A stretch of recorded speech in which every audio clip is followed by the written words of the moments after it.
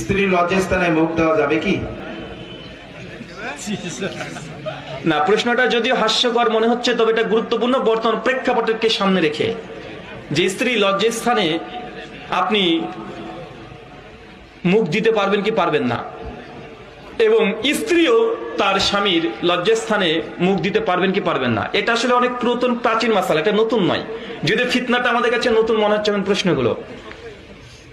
ইমাম মালিক রাহিমাহুল্লাহর মত অনুযায়ী আল মুদাতুল কুবরা দ্বিতীয় খণ্ডে আছে, সম্ভবত পৃষ্ঠা নাম্বার 127, ইমাম মালিক বলেছেন এবং ইমাম আবু হানিফা রাহিমাহুল্লাহর মত যে স্বামী স্ত্রী একে অপরের যৌনাঙ্গে চুম্বন করতে পারবে। কি চুম্বন?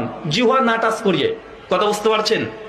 চুম্বন করতে পারবেন। ইমাম শাফিঈ রাহিমাহুল্লাহর মত, যদি কামের তীব্রতার কারণে যদি তাদের জিহ্বা লহন করে, এটা অবৈধ মাকরু হবে। কি হবে? মাকরু মানে ক্ষতিকর, এটা করা যাবে না। এটা হচ্ছে ইমাম শাফির মত। জিহ্বা লাগানো যাবে না আবু হানিফা রাহিমাহুল্লাহর মত এবং মালিকের মত। কিন্তু ইমাম আবু হানিফা আর মালিক রাহিমাহুল্লাহ বলেছে তারা নিজেদের যৌনাঙ্গে যদি তারা তাদের কাম তীব্রতা করার জন্য চুম্বন করে, কিস করে, এতটুকু পর্যন্ত জায়েজ। কথা বুঝতে পারছেন? কিন্তু একদম জিহ্বা দ্বারা লহন করা, এটা পূর্ববর্তী ওলামারা এবং বর্তমান ওলামারা মধ্যে ইখতিলাফ মতভেদ করেছে।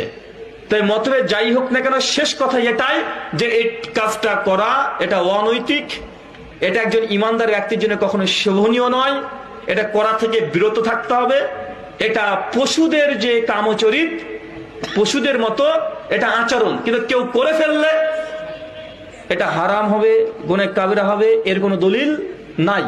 এটা বিন বাজ রাহিমাহুল্লাহ, শেখ সালেহ আল মুনাজ্জিদ এবং ইমাম আহমদ ইবনে হাম্বল বলেছেন, কেউ যদি জিহ্বা লহন করে ফেলে আর নাপাকি যদি তার ভেতরে না চলে যায়, কথা বুঝতে পারলেন, মানে খেয়ে না ফেলে, জিহ্বা পর্যন্ত ছিল কুলি করে যদি ফেলে দেয় তাহলে বৈধ, আর যদি খেয়ে নাই বা ভেতরে চলে যায় তাহলে ওই অংশটুক হারাম হলো। কথা বুঝতে পারলেন? তাই এটা আরো খোলা খোলা মাসালা, এই বিষয়ে বলতে গেলে আরো অনেক লম্বা সময় লেগে যাবে।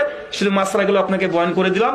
এটা ইমাম মালিকের আল মুদাতুল কুবরা দ্বিতীয় খণ্ডের 127-28 পর গুলোতে তিনি আলোচনা করেছেন। শুকরিয়া। মাজা মানা জায়েজ না হারাম?